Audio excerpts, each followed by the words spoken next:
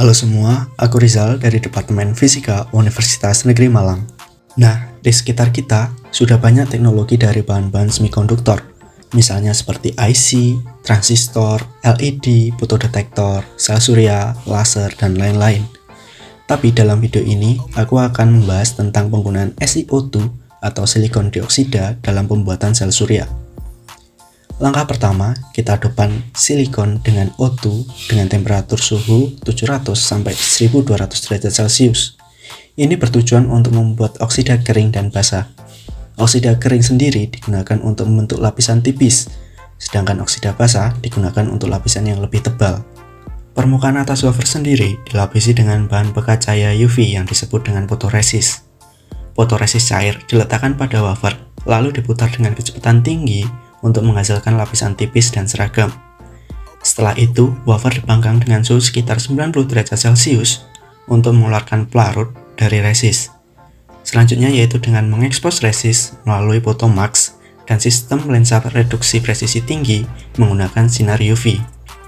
Daerah fotoresis yang terpapar cahaya mengalami reaksi kimia yang bervariasi tergantung dengan jenis resis yang digunakan.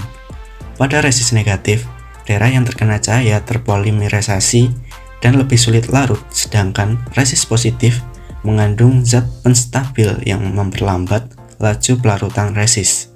Wafer nantinya akan ditanamkan dengan dosis arsenik yang sesuai pada energi yang sudah ditentukan. Selanjutnya yaitu proses sputtering. Selama deposisi, ruangan divakum dan kemudian gas sputtering bertekanan rendah dimasukkan. Pemberian tegangan interelektroda mengionisasi argon dan menciptakan plasma di antara plat. Ion argon berdampak yang menyebabkan atom atau molekul yang dikeluarkan bergerak dengan mudah menuju ke substrat, di mana mereka nantinya akan membentuk lapisan tipis yang diinginkan.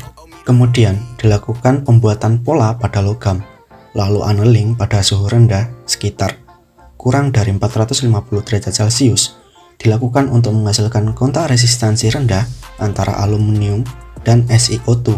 Selanjutnya, lapisan SiO2 dan Si3N4 diendapkan untuk enkapsulasi guna melindungi perangkat dari kelembapan dan kontaminasi lainnya. Pada bagian belakang wafer dilindungi dengan fotoresis. Emas selanjutnya diendapkan di bagian belakang wafer untuk kontak listrik. Kemudian wafer dipotong dadu menjadi chip dioda individual, dan setiap chip disolder ke dalam satu paket.